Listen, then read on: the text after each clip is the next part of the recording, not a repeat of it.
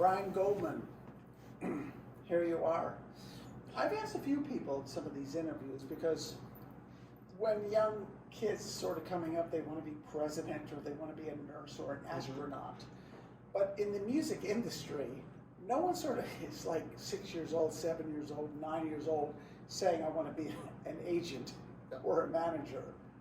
It doesn't happen that way. So maybe from the beginning, where did this start to happen for you? Where did music start to sort of take fold that you wanted to participate in? Yeah. You want to look at them or you want to look at you? You just talk to them. Okay. I'm a drummer. I started playing the drums when I was 8 years old. My father one year asked me, like it was Hanukkah time or Christmas time, and he said, do you play any instruments at school? And I flat out lied and said, sometimes I play the drums, because I thought it'd be cool to play the drums. And so that year, Christmas or Hanukkah, whatever it was, I got my first snare drum and started taking lessons. And at that time I was 13. I was playing in bands. We were probably not good, but we thought we were. Playing, school dances and bar mitzvahs and sweet 16s and high school dances. And, never wanted to be a professional musician. Just did it because I loved playing.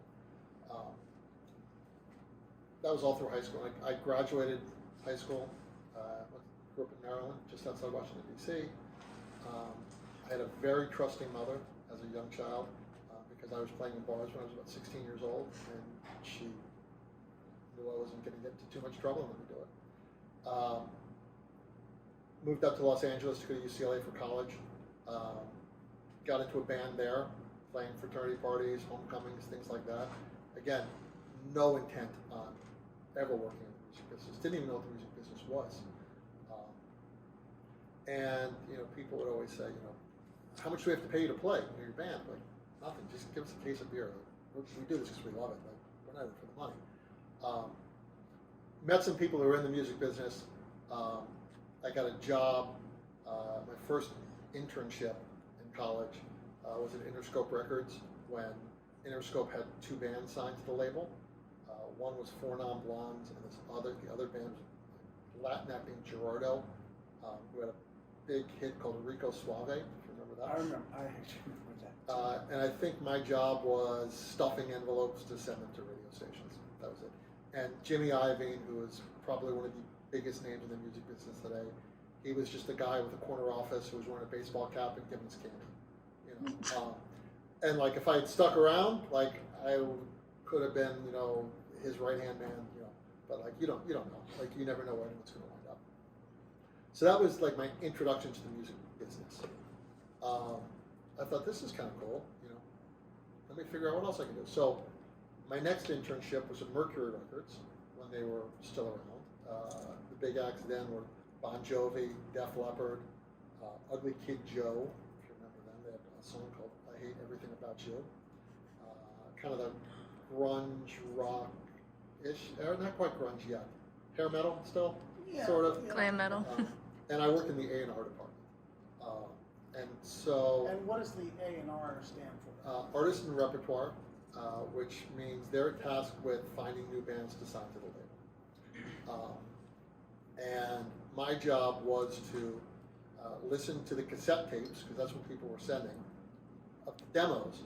And if I thought they were any good, I made a note and I passed it along to my boss for him to listen to. If they weren't any good, I logged it and we threw it away. Now, was that a two-step process?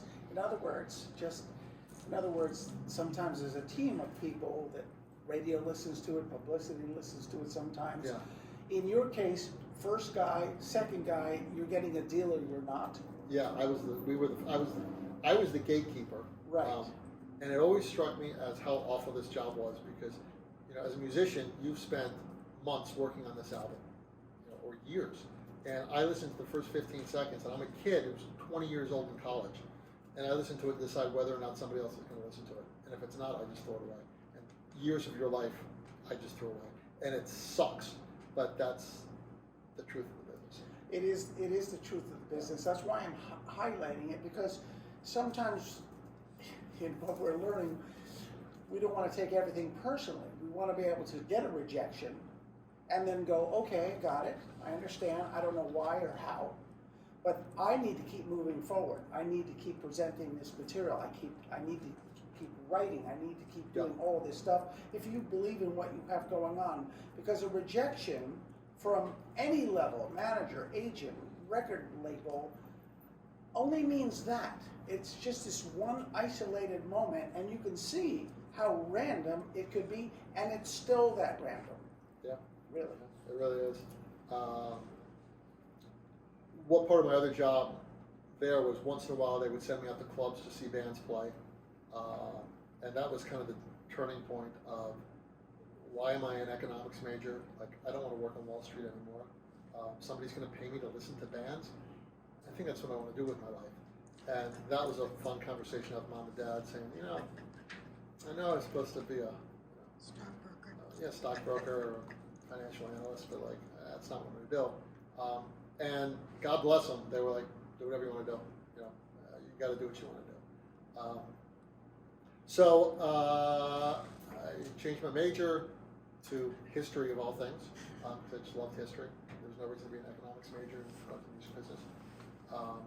Graduated with a degree in history, and thought it would be so easy to just send my resume out and get a job at a record label, since I graduated from one of the finest universities in the country. I had worked for the radio station, I had worked for the newspaper, I was in a band, I had 2 respectable internships, sent my resume out to every record label in existence, and every single one of them wrote me a letter back saying thanks but no thanks. And I just was like, what the hell's going on here? Like, why doesn't anybody want to give me a job? And it took 2 years of pounding away before somebody finally said, yeah, we'll give you a job stocking the cabinets at Capitol Records to make sure our CDs are always supplied. How did you do the research? I mean, you say, okay, there's popular labels, and then you're addressing your letter to a specific person for a job. How did you do the homework on knowing where and who to contact? I don't think I did that good a job, Dave. Okay. I think I just wrote Dear Human Resources. Right. And that was because there was no internet back then. So it was like there was a directory with all the record labels and maybe their addresses, but there was no internet. There was no way to research and find out who was in HR or who even worked there. So it takes a long, long time to get into the music business. And then I got into the agency world. I was supposed to be at Capitol Records for like 3 months. I was there for like 9 months. And it was actually a headhunter where I was trying to just get any kind of temp work whatsoever in the music business, who called me up and said, would you ever want to work at an agency? And I said, no, I don't think so. And they said, well, why not? I said, well, I really want to work for a record company. I'm going to discover bands. And they said, well, this is the William Morris agency. And I said, I'll take that interview. And William Morris, probably almost to this day, is still one of the biggest companies in the world. Not the United States, the world. And all these companies are relatively new in time, especially when you're doing it. I mean, they've been doing what they've been doing, but they're not, 100 years old. Well, William Morris was. They formed in 1897. Advertising agency? Well, they have different departments, so you can have agents that will represent actors and musicians and all that. So the big agencies have different departments. They'll have a literary department that represents authors. They'll have a film department. They'll have a commercial department. They'll have if you guys are film people, above the line and a below the line department. They'll have a music department. And within the music department, you'll have, it'll be broken down by different genres and different geographies and things like that. So I didn't know anything about the agency business whatsoever. But I knew who the agency was. It was one of the big 3 agencies at the time, which were William Morris, Creative Artists Agency, and ICM. And I said, let's do it. And I went, interviewed, got the job, and my boss was a great man. I got very lucky because bosses tend to really not be nice and yell and scream at you and throw things at you. And I mean, it's a degrading industry. So you have to have thick skin, but it's just because there's so much pressure on them. That's why a lot of them turn out that way. It's gotten a lot kinder and gentler because that's no longer acceptable. It's the good old days. And what year was that? 1996. 1996. Yeah. And if I may, what was your starting salary? I made, I remember, I made $325 a week, and we worked 70 hours a week probably, and don't even think about putting in overtime. Right. You're just there. Now, 96 is not that long ago, you know, and we're talking about living in Los Angeles, with like New York or Chicago. So $350 every 2 weeks. Yeah. That's even worse. But It could we're have been. talking about, this is not an easy spreadsheet to manage. You're going to Well, have to make a living. everybody had second jobs, you know. We ate, like the joke was, and it's true though, we ate Subway every day for lunch because that's all we could afford. So we were getting 6-inch cold cut combos for like 3 years. But even though we didn't have any money, we were working in the music business. So like if there was a show in town, we went and saw every show you could ever want to see and didn't pay for a single thing. And we would go into these places like we were the king of the world and VIP treatment and come up to the dressing room and whatever it was. So that's, if you love the business and like you're seeing, whoever it is you want to see for free, it all pans out. Yeah, because, I mean, you get a little tag around your neck, and every little tag represents the level in which you get to this floor. You know, let's say where the artists are, where you could hang out. And he's just talking about this kind of benefit is just amazing to be in your life. Yeah, especially as a kid. If that's what you love. It's like if you were a chef, and you were working at a Michelin star restaurant, you get to eat that kind of food every night. Even though you may be washing dishes, maybe getting screamed at by the head chef, but you're eating gourmet food every night. My boss, William Morris, who was like a father to me, even though he worked me to death.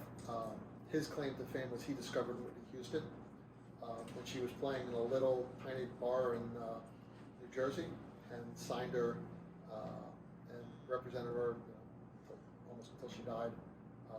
But along the way, this is stuff that your parents probably listened to, because I was working with like middle of the road adult contemporary stuff.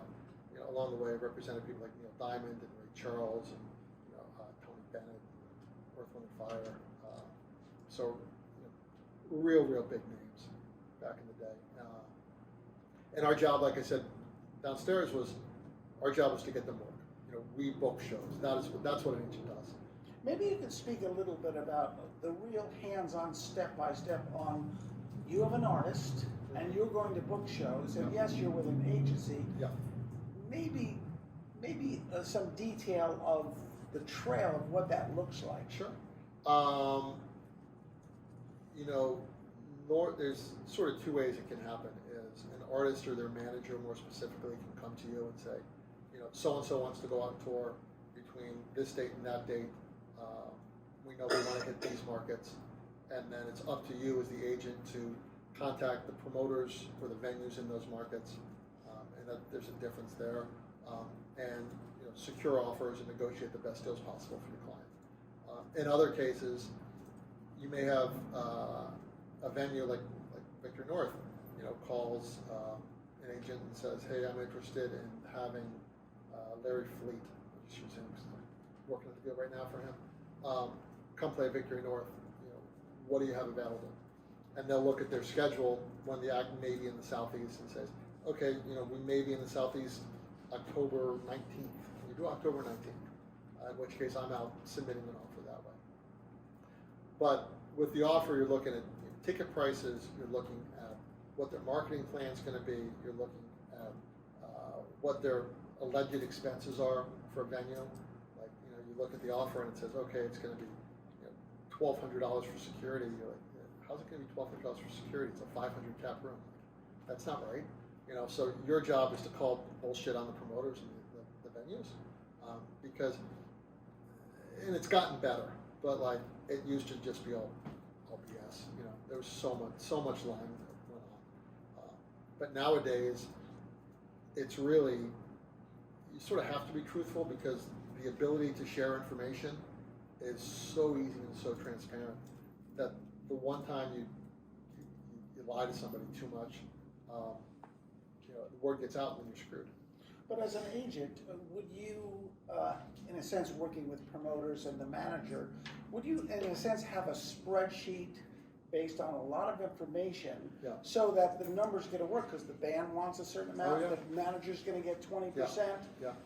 And with your skill in economics, you have to make the numbers work for the venue, ticket price, and the size of the venue. And it's really looking at it in aggregate, because and you got to keep them on the road. And there's an expense to be on the road every day because you're paying for the van, you're paying for the bus, you're paying for your crew, you got to feed everybody. So you got to keep the machine rolling. But let's say you play Atlanta and you can make $25,000 in Atlanta. Maybe it's worth coming to Savannah for $15,000 because it's not as much money. But if you look at the 5 shows over the course of the week, you're going to make $100,000, and everybody profits. But there has to be an expectation of, let's say, a band wanting to make a certain amount. Let's say it's a 4-piece band. It's a band. So there's 4 guys that want to get paid. I'm just going right at the top here. Then their manager, and then the agency wants to make a certain percentage. What's the agency? So the agency generally takes 10% of whatever the artist makes. That's kind of the rule of thumb.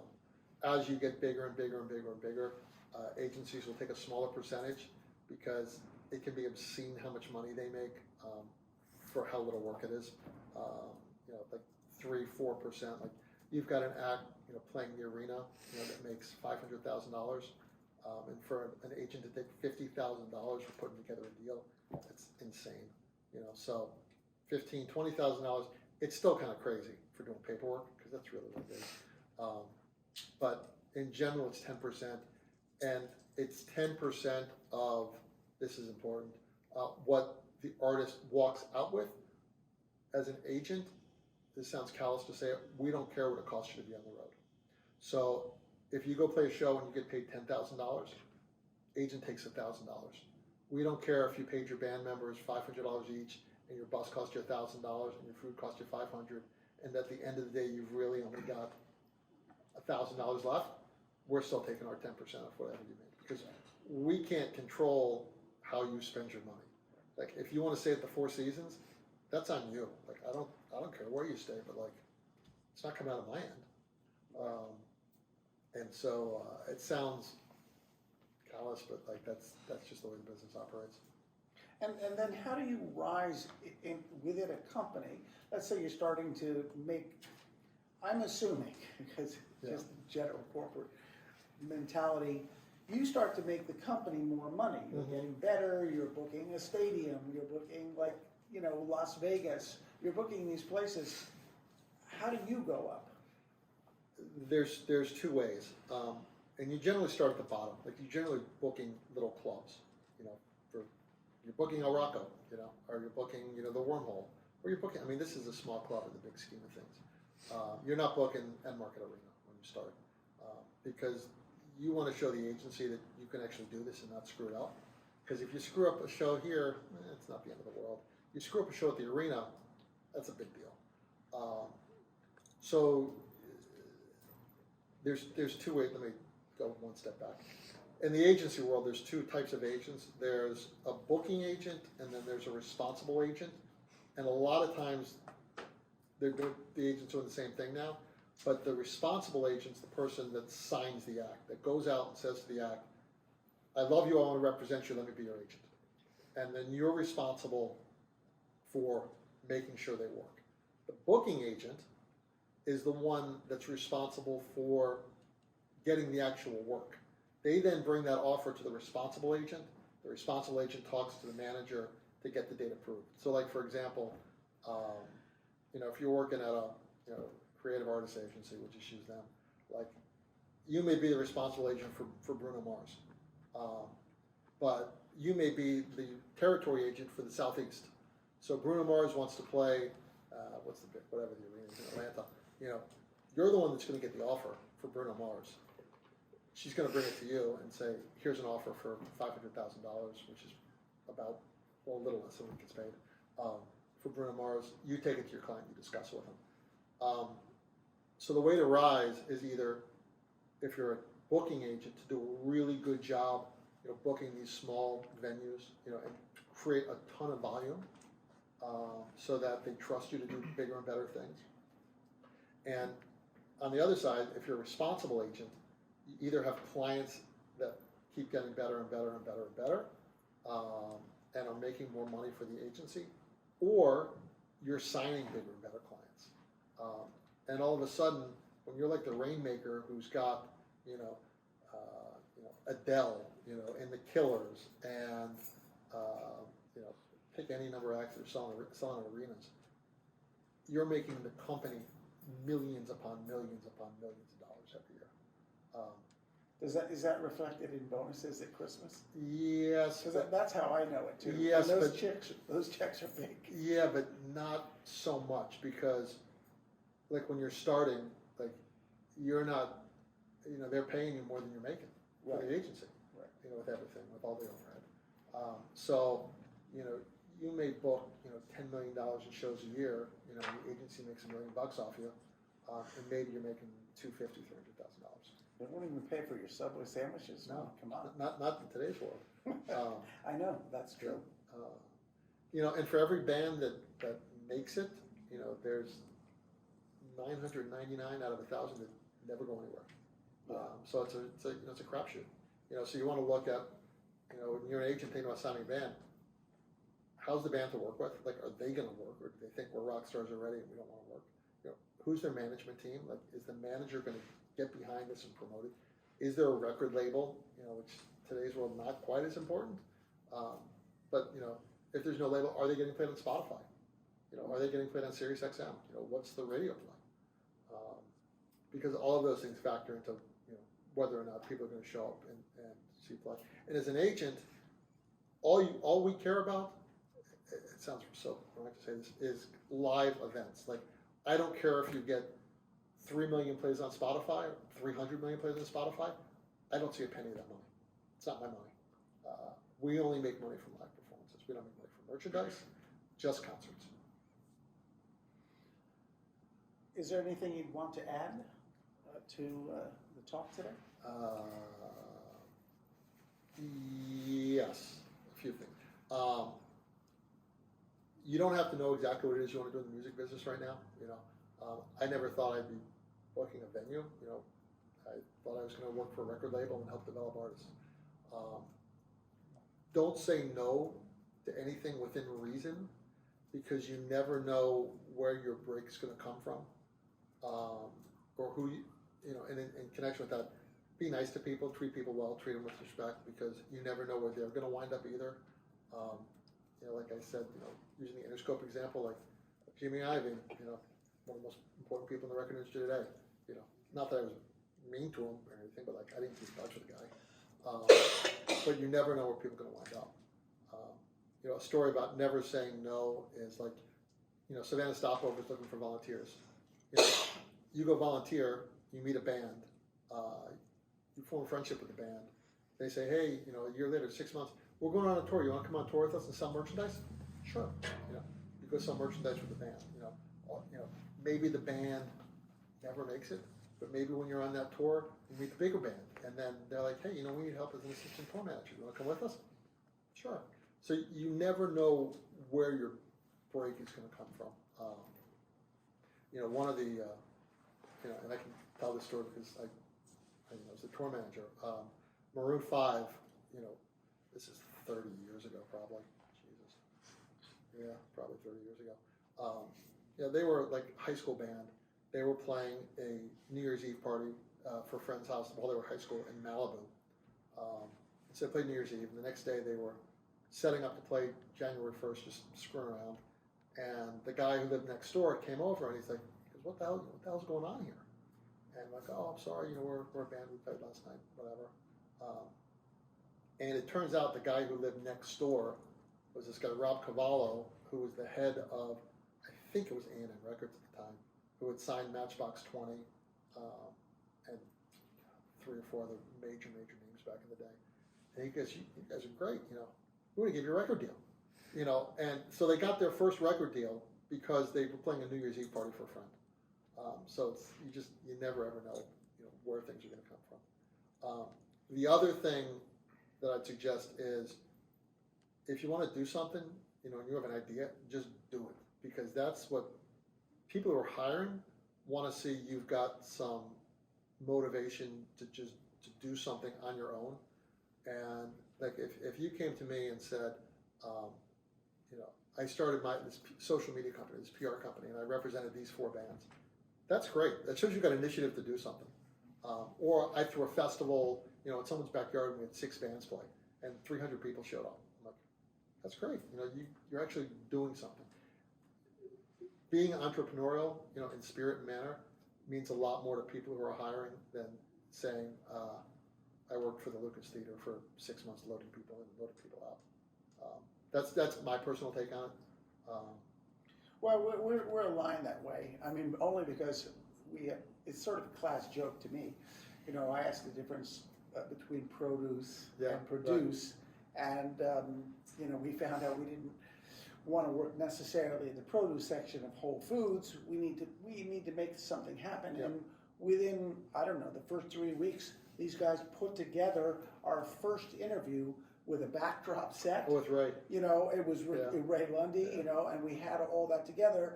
And that was just an exercise to say you can make anything happen at any moment.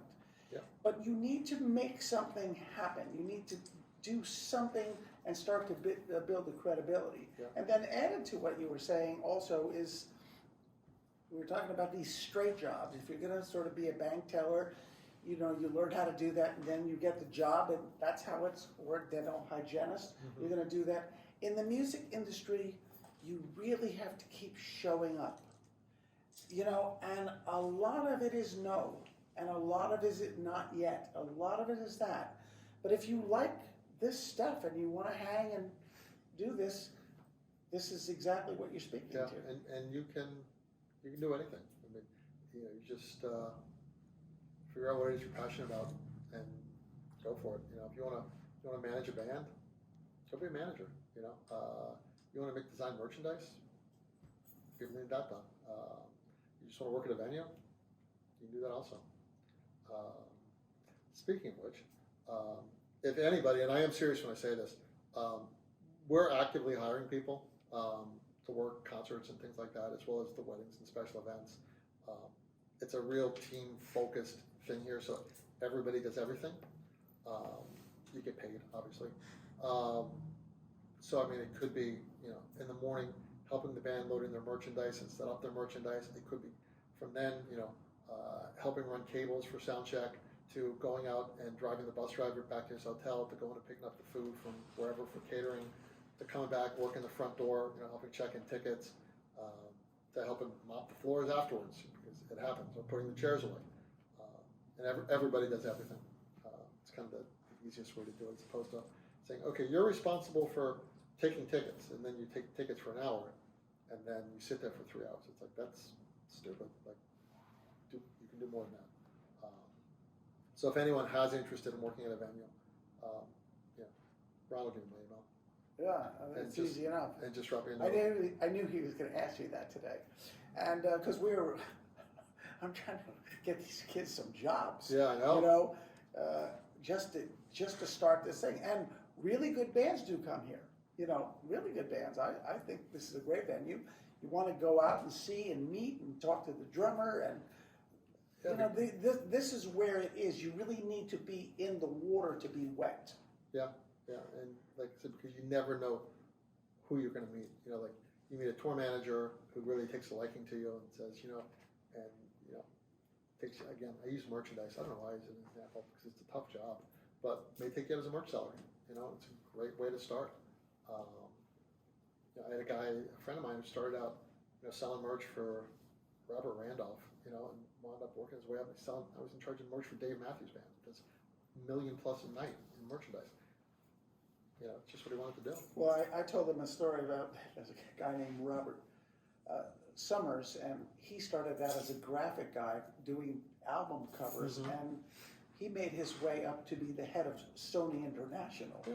So, I'm talking about, he had none of those skills during the graphic period in making albums, but he was in the building.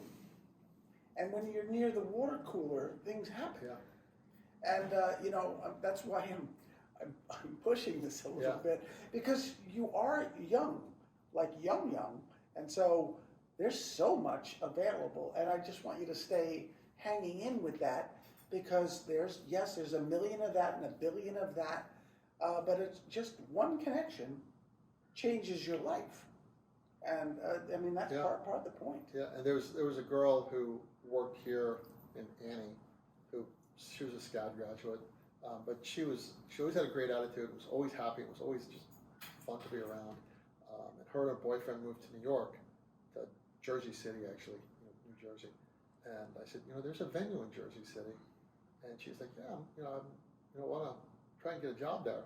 And, because of the work she did here, I called the guy that owned the venue. And I said, this girl Annie's moving up there, she's great. If you could just talk to her, I'd really appreciate it. I gave her a job, but she got that job because she worked here, and if it hadn't worked out, I would have been happy to. She was like, can you introduce me to some other people? And I was like, yeah, go talk to this person at Live Nation that runs the Gramercy Theater, and go talk to this person at AEG that runs the Webster Theater, and tell them you're my friend, and they'll be happy to talk to you. And part of that, because she was a nice person. Yeah, she was nice. That's sort of why, like, people like us, we go, this is a great person, this is a nice person, this is a person I see interested. I want to do something for that person. And that is something about our being. Who do we design ourselves to be? What is the psychic energy, the energy that we put off? And do we cooperate? Do we say yes? Do we show up, mop the floor, and say, okay, I got it. I got you on that. Because it's a very, very stressful business. Things don't always go well. And you don't want to be dealing with assholes, things aren't going well. That just makes it that much more difficult. But if you're friends, it's like, I can yell and scream at you, and you understand it's just business, and the next, an hour later, everything's fine. But things go wrong. All these folks are fantastic people. So if you find your way wanting some work, this is a good reach out. Yeah.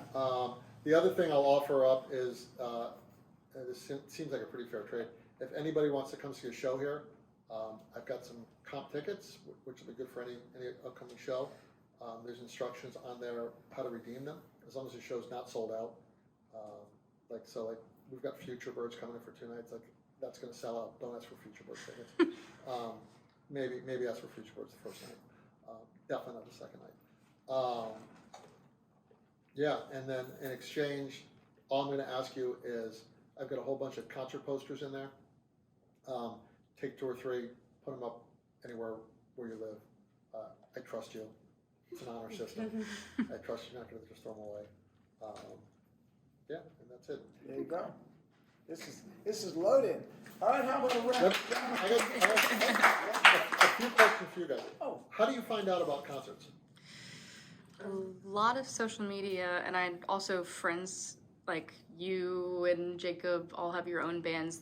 You also advertise for a lot of other bands that you're close with as well. So just people I know already posting about that on their social medias. And also a lot of people will just stick up their stickers and posters all around town. Like when I'm walking to work, I'll see some people's like random poster for this random thing, and I'll take a picture of it. Okay. Yeah, Savannah is a very word of mouth town, and somebody told me that when I first moved here. We can throw all the money in the world at Instagram and Facebook and TikTok ads, and it doesn't mean anything until your friend tells you, hey, I'm going to see Black Hat, who I love, playing at, just saw them post something. Well, is that what it is? Yeah, I think it's Monday. Yeah, or I'm going to see Favli, who's playing, I think, tomorrow night at, Sophie's great. So it's, we're always curious because we want to do things for the younger audience and get you guys in here and see concerts, and just got to figure out who it is and how the hell do we get to you? If you're not going out and seeing shows, if you're not going out and seeing shows, it's a moot point. But how do we at least make you aware that there's a show, in town that's worth seeing? Any more questions? Any more questions? Okay. Yes, sir. I had 2. Okay. So, if, actually, anything you give to Ron regarding working here or anything like that, would you mind like sending like a job description and including like information about pay and all that? 'Cause Sure. I'm actually kind of interested in looking for a reason to get out of either one of my 2 current jobs. Okay. I'm also looking for a second summer job, so. Okay. Yeah. So secondly, I'm looking into possible club ownership, maybe 10, 20 years down the line, if I'm still around, you know. Okay. What would you say is the most stressful or most demanding part of, I guess, club ownership or managing a club? I don't know if you own a building or And not.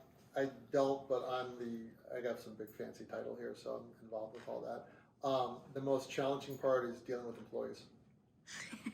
Honestly, like the politics within employees, like I look at it and think everybody should be happy to be working here. You're getting paid to see a concert, but like the bartenders bitch because they only made $300 in tips and they want to make $500. Like, you fucking sorry, be happy you made $300. You know, you saw a concert, you made drinks. Be happy. A loader, it's supposed to come at 3 o'clock to help load in a show, and their car battery breaks, or they're not feeling well, or they got in a fight with their girlfriend or the boyfriend, and they decide not to show up. Now you got a band here that needs to load in their equipment, and like, where's the loader? I'm like, I don't know. That's challenging. So employees are challenging. The other part, like from the music perspective, is knowing how to read somebody's BS meter. Like, people say, oh, they're going to sell out the venue. That is my least favorite word in the entire world. Sell out, because sell out could be 5 people. It depends on the room. Like, they've been selling out everywhere they've been playing. Well, that's great. How many people are they playing to? So you have to know the truth of what somebody's telling you. Because, and like, I'll usually give people the benefit of the doubt after doing a little research. But like, people say, oh, we're going to sell 500, 600, 700 tickets. I'm like, no, you're not. You're going to sell 200 tickets, but that's cool. But like, I know that. So don't try to tell me you're going to sell 500 tickets and you need to get paid this much money, because it's not true. And then the other thing, if I'm being boring about it, is if you own a business, cover your ass with insurance, because that's the quickest way to go downhill. Is one of you guys falls down the stairs, and breaks your ankle, and can never walk again, and just sues me for $1 million. That's the end of my business. Insurance is a must-have. Think about. I know I'm answering probably more than you wanted. Think about the experience from both the fans' perspective and the performer's perspective. Like, you want everybody to walk in here and say, I just had a great time. And that means, how was your door person when they greeted them? How long did they have to wait in line? How easy is the check-in process with the tickets? How clear is your website when someone wants to buy tickets? If someone needs a refund, are you responsive to them? Or do you go, sorry, no refunds? They come, how long is the bar line? Are your cups clean? Everything about making it as perfect an experience as possible will generate business and keep your business a long time. It's, I always thought that I would, one day own a venue. I don't know if I want to anymore, but. Well, you have a good gig here. I was about to say, I feel like you're in a good sweet spot for where you would like to be. This is a good spot. And just be aware, it's not nearly as easy to make money as they make it out to be. And you're going to lose money, for at least the first 2 or 3 years. Nothing ever makes money right away. And so, like, you've got to, like, 90% of businesses go out of business because they run out of money. It's not because it's a bad business. It's they haven't budgeted properly. You think you open the venue, and all of a sudden you're going to be making all this money, and you could lose $20,000, $30,000 a month for the first 3 years. And like, if you don't have $1 million in the bank, they can't pay your mortgage. Somebody takes your business, and guess what? That the owner of this building's got $4 million in the building. That $4 million you just spent to open a venue is gone, because you didn't have the money to do it. More questions? Anybody? I know we talked about like you were gonna ask about what kind of bands we would like to Yes. see here. Yes. I have like two in mind. I work at Jazzed Oh yeah. down in downtown, and I've seen Voodoo Soup Yep. play a couple times, and just seeing Big the E's venue, a I good think friend. I don't know how well they would sell out here, sell tickets here, but I think this would be a fun venue for them. We've talked to them about playing there before. Gotcha. The challenge with Savannah, is that bands like that, I mean, they play every Sunday for free at Social Club. Mhm. And they also play at Starling Yard. A lot of bands, working musicians, play 3, 4, 5 nights a week. And you can do that in Savannah because we're such a tourist-centric city that they're not counting on people that live here to go see them. They're counting on the tourists to go see them. So they can work and play for no cover charge because they know the tourists are going to come to the migrants. Like for another example, like Eric Culberson is a blues guitar player. He does one show a year here where he charges. You can see him at McDonough's for free on Tuesday and Wednesday night. And maybe 20 people show up. He's the best blues guitar player in town, hands down. He does one show a year here. We make it special. People pay 40, 50, 60 bucks to come see him play. Voodoo Soup, what I'd be afraid of is they play here. Everyone go, why am I going to pay to see them? I can see them for free in the other week. And for us, just to open the doors in this place, like without making a penny, just to pay staff, sound and light, staff, a front of house engineer, a lighting person, a door person, security, cleaning, insurance, ASCAP, BMI. Always pay your ASCAP and BMI dues. Because they don't like it when you don't. They'll let you not play music in the venue anymore. And they'll fine you big. Before and let's say it's minimal hospitality, minimal advertising, it's $2,000 to $2,500. Yeah. Before the venue makes a penny. That just opens the doors. So a lot of times there'll be great bands that come in, and I refer them to Tony Del Rocco all the time, that are like, oh, we're going to sell 150 tickets at $15 a head. Well, that's great. That's 1,500. That's $1,750 or $1,875 in ticket sales. That doesn't even cover what it costs me to open the room. I can't afford to pay anything. Mm-hmm. And that sucks because as an agent, I look at it and go, my band just sold $2,000 worth of tickets and they're not making any money. That's screwed up. And I'll tell bands that, go play a smaller venue. Go play a Rocco. If you sell $1,800 worth of tickets, you're going to walk out of there with $1,200. Here it doesn't do me any good. We lose money on that. That makes sense. Yeah. More questions? Did you have a question? I was trying to think of a good one. But bigger bands who's not from Savannah? Anybody not from Savannah? I used my to goodness. live in Atlanta. I used to live in So Atlanta think originally. about who's playing the Athens Theater or the Georgia Theater in Athens. Oh gosh, yeah. Think about who's playing, the big room at Masquerade. Or think about who's playing center stage in Atlanta. I've got more useless knowledge of every venue in America. This venue gives me vibes of the Masquerade. Or I have a cousin who had a band from high school that they played there multiple times. Yeah. They sadly broke up, but he's starting to play more. So I'm hoping he'll tour sometime down here or just do more stuff up there back in the Masquerade because I loved going to his shows as a kid. So it's like those size rooms. Who else is from anywhere besides Atlanta? Athens. So I know the Georgia It's like Theater, the obviously. Georgia Yeah. And so it's those size venues. People are like, oh, can you get Chris Staples to play? I'm like, no, he's playing the arena. That's $500,000. Look at us. Yeah, I mean, we're always open to ideas. Sir. Are you open to any genres, or are there certain ones you don't? He's in here. General. What's that? Well, you already talked about this earlier, but he wasn't here when you said it. No, extreme heavy metal. It's not the right room for it. In fact, I told Aura Fest, who you guys may know, who does a big festival every year, he wanted to do it here, and I said, that's great, but you can't have a mosh pit. And he's like, well, why not? I'm like, because look at this place. I can't have anything get damaged. I can have a concert here one night and have a wedding the next day. I can't risk anything getting damaged. Yeah. And he's like, well, we just won't have moshing. I was like, You can't control it. you can't tell people not to do that. And if you did, people would think you're the asshole for telling them not to do it. That's part of the scene. Go somewhere where you can do it. So Thanks, but no thanks. So no real heavy metal. I mean, but I've got like an offering to like, what kind of music do you like?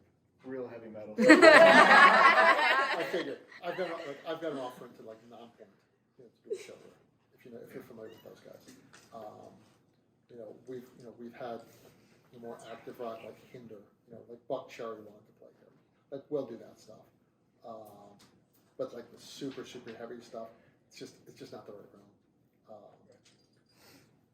We don't do like, we're not opposed to it, but like it's not the right room for rap either really.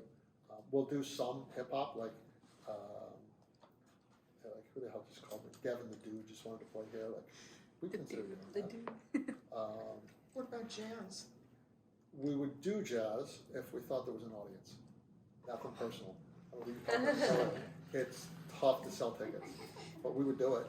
Certainly do a seated jazz show for the right act. It's odd having, because you have a very nice venue, but it's such in a middle ground where it's like, it's not big enough to have a bit bigger of artists, but it's not small enough to where you could have smaller artists and where you wouldn't waste money. Yeah. I bet that's a very stressful part of your job. And it's tough because a lot of it has to do with how we have to keep the venue, and the fact that staff also gets paid really well. But like every time there's a show or a concert, there's a professional cleaning crew that comes in, sanitizes this place from top to bottom. It costs me $500 to clean the building after every show. Our sound guy, Chris Evans, who's the tech director for Savannah Music Festival and has been doing this 35 years, gets paid a lot of money, as opposed to... he's awesome. As opposed to, El Rocco, where, they're my friends, like, Steve and Cole is getting paid $150, to work sound. Chris isn't getting out of bed for $150. It's not worth it to him. And they'll be the first one to tell you that. So it's expensive to operate the venue. But it's if you choose a career in music, it's truly one of the most rewarding things you could ever ask for. I hope like people are like, I can't wait to retire. I'm like, I want to work until I die, literally. And the greatest reward I get, I think, one of them is, right before the band goes on stage, I'm standing on the side of the stage, watching them go on, and I look out at the audience, and these people, whether it's 100 people or 100,000 people, are just in heaven, because of something I've helped create. And, music, at its essence, is supposed to just remove you from all the other shit going on in your life. So if you can come to a show and not think about classes or girlfriend problems or boyfriend problems or your bills or your parents for an hour and a half, and you can escape and just feel good, then I did something great. That's what I